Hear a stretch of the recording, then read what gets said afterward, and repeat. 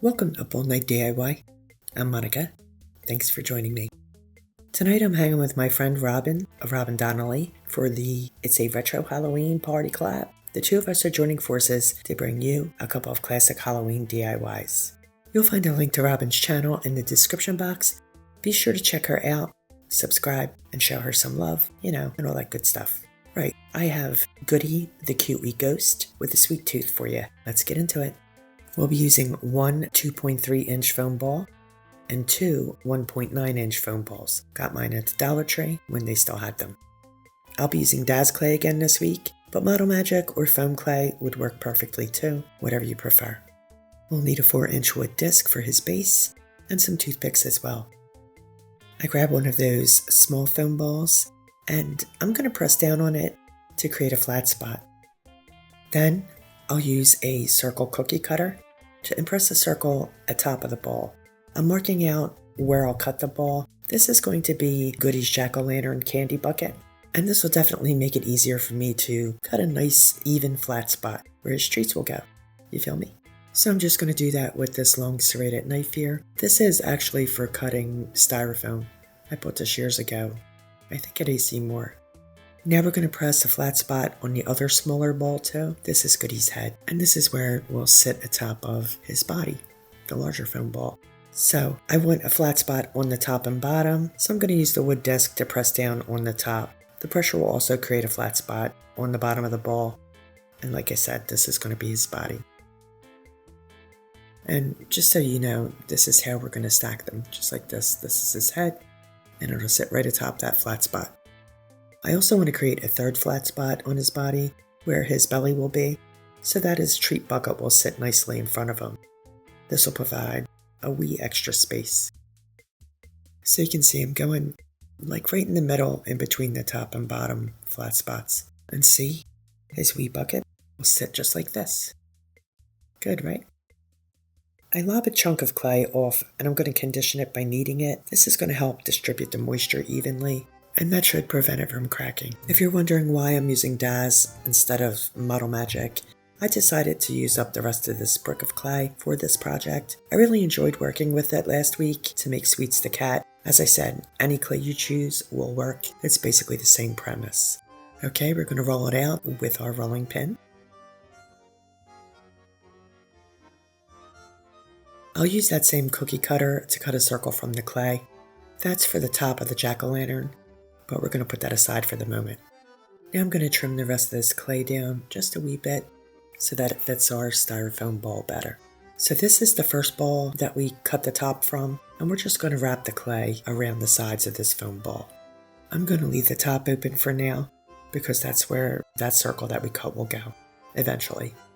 In the meantime, I'm pressing to make sure that the clay is adhering to the foam, and I'm going to fill in any of the bare spots with some of the other flattened clay until the sides are completely covered. And I'm going to roll it around on the table a wee bit to smooth it. I like to do that as I go.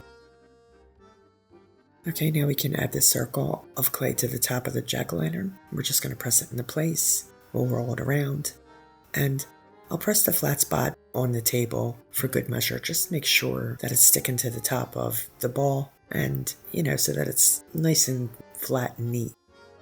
I'll take this brush here, slightly dampen my clay with it, and I'm going to use my hands and fingers just to smooth out some of those bumps. Just a wee bit of moisture really makes a huge difference, and it's very easy to get this nice and smooth.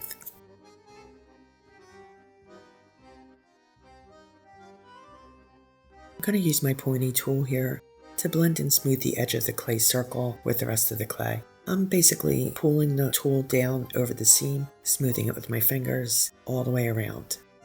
I tried to get a little closer with the camera. I'm hoping that it doesn't blur the focus too much.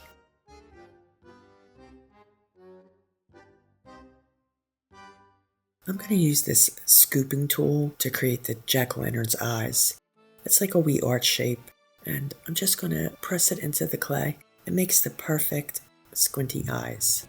If I'm honest, this is the first time I've ever used this tool, and I'm not using it for where it's intended. I'm assuming it's for scooping clay. So there we go. There's his eyes. Back to the pointy tool to carve a triangle for his nose. And I'm going to remove the excess clay from inside the nose area. I'm just gently scooping some of that out.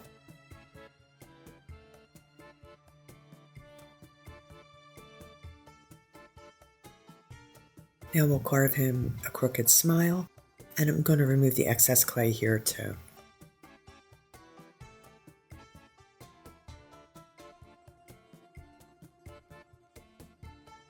I'm rolling a tiny wee ball for his cheeks. We're going to cut that in half and place it just below his eyes.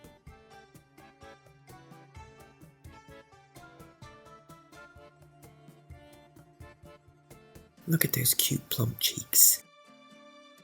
I'm going to dampen around the seams of the cheeks with this little paintbrush, and then I'm going to incorporate the cheeks with the other clay with my pointy tool. Again, just kind of spreading the clay from the cheeks down onto the clay of the face.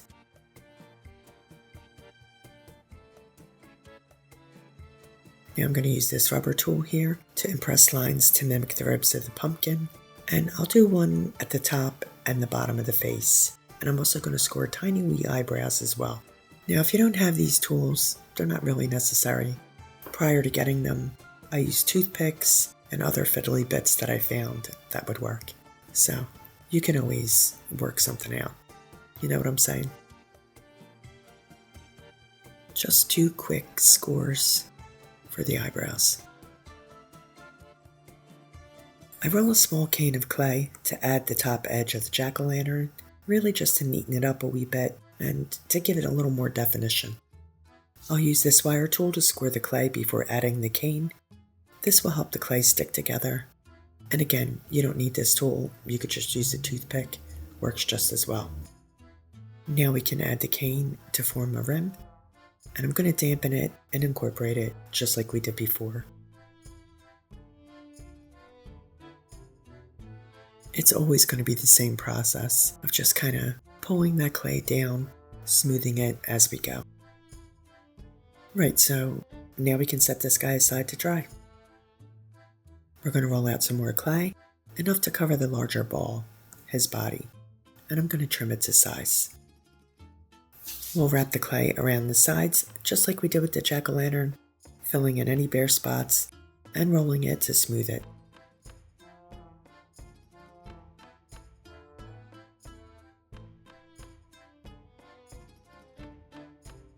I've cut another clay circle for the top of his body. We're just going to get it on there and roll it around on the table and smooth it out. Once again, I'll dampen the clay and smooth it with my fingers. So all 3 styrofoam balls, they all get covered pretty much the exact same way. We're going to set him aside for a moment, and I'm going to drape a damp paper towel over him to keep him from drying out. And real quick, we're going to cover the other small ball the exact same way that we did the last 2.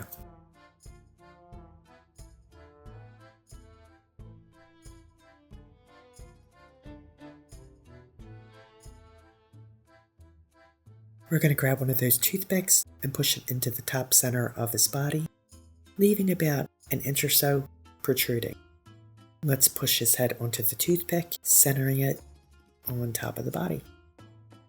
Now we're going to fill that gap there with a cane of clay. This cane is going to be a wee bit thicker. I think that's a good size. So now I'm going to score the clay around the neck area, then I'll push the cane into the gap. I'll cut away any excess, and we'll smooth it a wee bit. I'm going to roll my ball tool over the cane, blending it with the other clay, and shaping it. I roll another cane, forming it into a cone by focusing pressure at one end to narrow it. So the bottom is going to look kind of bell-shaped, and the top will be pointy, like a party hat. However, I do want his point to be floppy, so I'll round the end. I guess this is probably about 2 inches long in length, give or take. Another toothpick, this time top center of his head, to anchor his floppy bit. So pushing it over the toothpick, and I'm going to mesh the clay, first with my fingers, then incorporating it with the pointy tool, pulling it down, smoothing as I go, same as before. I apologize for the gravel on my voice. I've been sneezing all day, and my throat's really itchy. You know, hay fever. I ever so gently fold the point over. There we go. That looks pretty good. I love that floppy bit on all the ghosts. So cute. So just like we did for the jack-o'-lantern, we're going to roll another ball, cut it in half for Goodie's cheeks. This time I'm going to score the area where I want his cheeks to go, and then I'll pop this one cheek on, incorporate it, same as the others, and we'll pop the second cheek on. At some point I did give him dimples by taking a small ball tool and pushing it up into the cheeks from the underside. I'm not sure I show you though, but I almost always give all my characters dimples. I've rolled another teeny tiny ball, and I'm just going to place that right between the cheeks for his nose, and we're going to incorporate that too. Okay, here we go, giving the dimples. We are going to roll a nice thick cane of clay for his legs, and I round out both ends. I place the jack-o'-lantern in front of his body so I know where to position his legs, and I'm going to push half toothpicks where I want his legs to go to anchor them. I'll leave about a ½ inch sticking out. Okay, so now we're going to cut that thicker cane in half so that we get 2 legs. And I'm going to roll points on the ends so that he can have floppy, pointy feet. We're going to slide the legs over the toothpicks and incorporate them just like we did all the other pieces. I will dampen around the seams there, but I don't want to use too much water because the water will make the clay shrink, which could cause cracking. So we don't want that. I'm going to put little bends in his legs to make his feet. I'm just coming in and pushing up the tips. I'm using a paintbrush handle to help me with that, to get that angle. I rolled another cane of clay, cut it in half to create his arms, and added toothpicks to anchor them.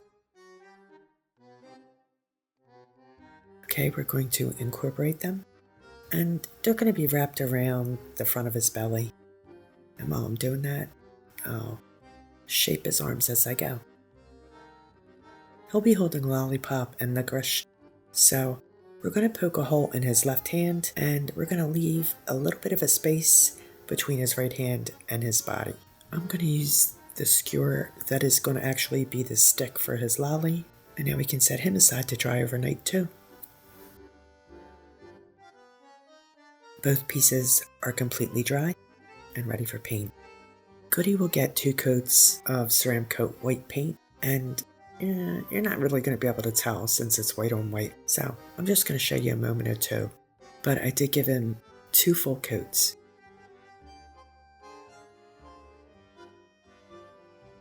Next, we'll give the jack-o'-lantern 2 coats of Americana spiced pumpkin.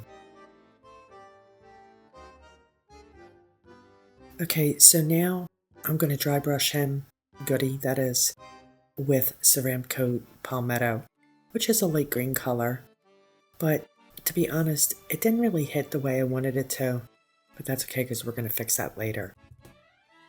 So basically I just wanted to make sure that I got into all the creases of his little floppy do and, around his arms and where his feet curl up.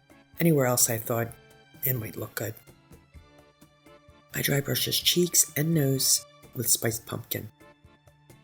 I'll start out light and build the color until I'm happy with it. So then I went ahead and I dry brushed him with Ceram Coat Rain Gray, getting in all the grooves and creases again. Again, this didn't really hit the way I thought it would, so we'll fix that too. Of course, Goodie needs a Halloween costume, so we're going to give him a mask. I drew it on with pencil, and I'm going to paint it in with Ceram Coat charcoal. And as always, it'll get 2 coats.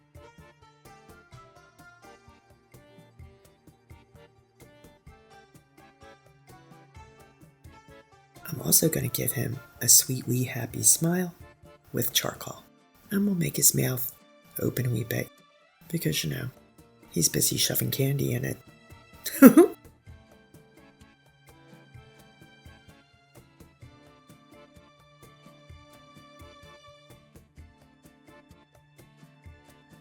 I'm using my ball tool to dot in his dimples with Hippo Gray.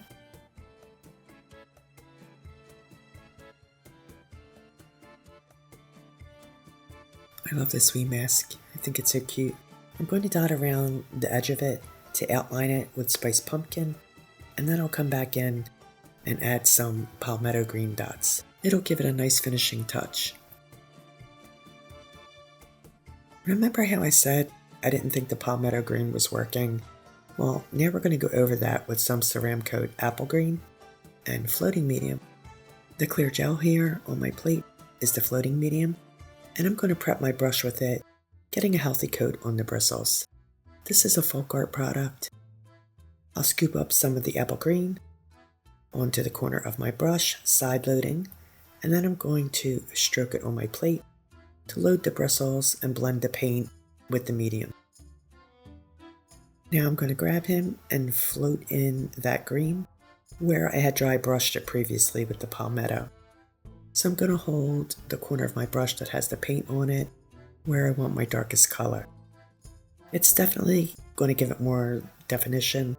This is a much brighter, more vibrant color.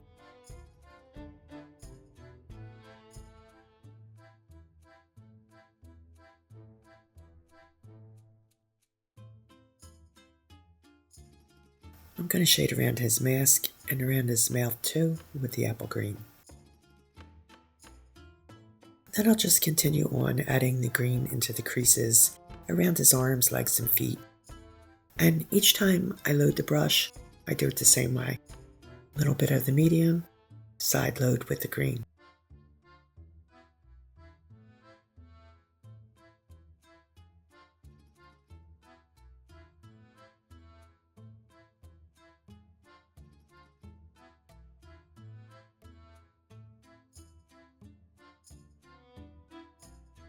I'm also going to reinforce the rain gray, the dry brushing that I did, by floating over it with rain gray.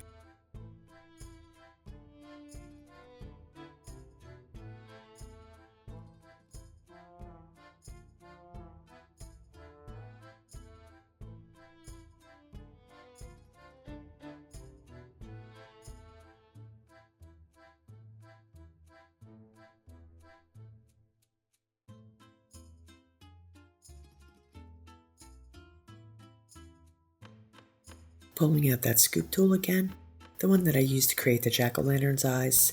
This time, we're going to dip it in some white paint and give Goodie his eyes, just stamping them on.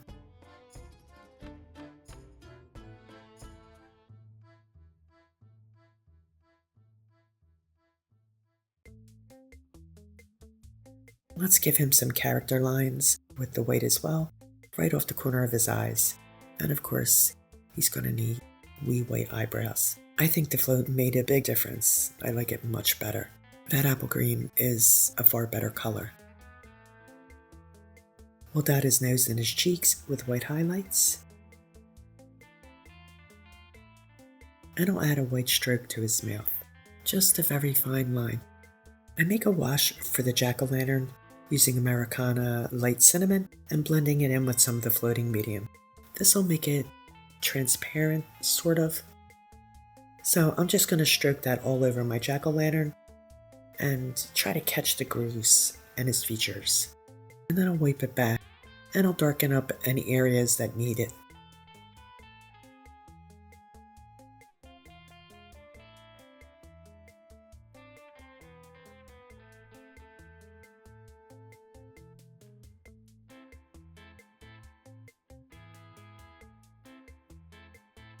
Now I'm going to come in with a fine detail brush and charcoal paint and paint in his eyes, nose, and mouth. I'm getting my brush into those grooves. And I'll also add charcoal outlines to the grooves around the pumpkin as well.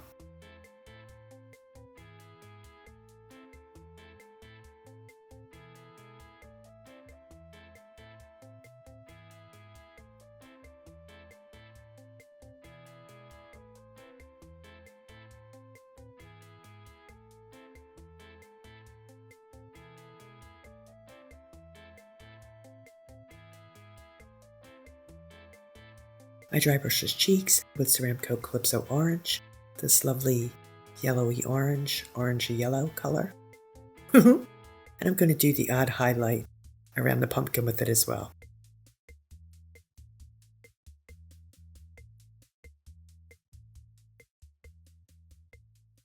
The top of the jack-o'-lantern, we'll get 2 coats of charcoal. You know that flat part there. I loaded a paintbrush with just floating medium, and I'm going to feather out those charcoal lines that I did around the pumpkin, so they're not quite as harsh. Let's add a wee bit more highlights, this time with apple green.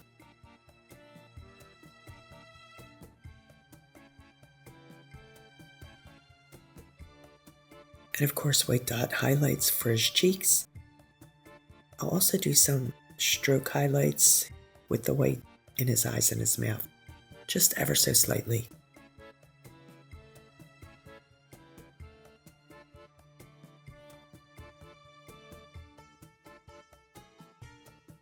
I'll give both pieces a top coat of Decor Art multi-purpose sealer using a cosmetic sponge. I'm just going to pounce it on.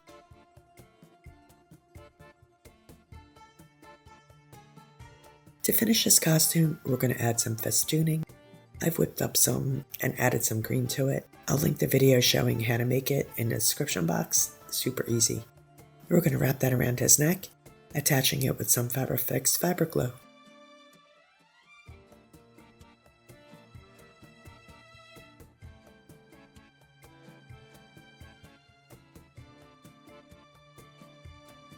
I clip off the excess and save the rest for another project. I made some miniature candy pieces from Model Magic back when I did the Gustav and Shaky project back in the summer. So I'm just going to use that to fill up his jack-o'-lantern with candy. I do have a lollipop that's going to go into that hole that we poked in his hand, and a couple of licorice whips that will get glued into his right hand. I've already painted the wood disc with 2 coats of charcoal, and I floated some apple green around the edge. We'll use a little bit of fabric glue to attach him, and he's done. Want to see what he looks like? Let's take a look. I glued some of that spare candy down around his feet like it was spilling out of the pumpkin. He's a lucky fella. He really scored trick-or-treating. Look at all that candy. Yeah, so this guy started out as 3 foam balls and just a handful of clay, some paint. I'm really happy with the way he turned out. I think he's really cute. I love the idea of a ghost trick-or-treating and all that candy, shoveling it in. It's just such a cute idea. Puts me in mind of Casper, who I loved as a kid. Not that he looks like Casper, just, you know, that happy-go-lucky wee ghost. So, I'm pretty pleased with him. Unfortunately, he is my last Halloween project this year, which is really a bummer. But we'll be back on January 31st with It's an Always Halloween collab, so keep an eye out for that. In the meantime, I want to thank my co-host, Robin of Robin Donnelly. Please go check her out. You're going to love her project. And let me know what you think of our wee goodie here.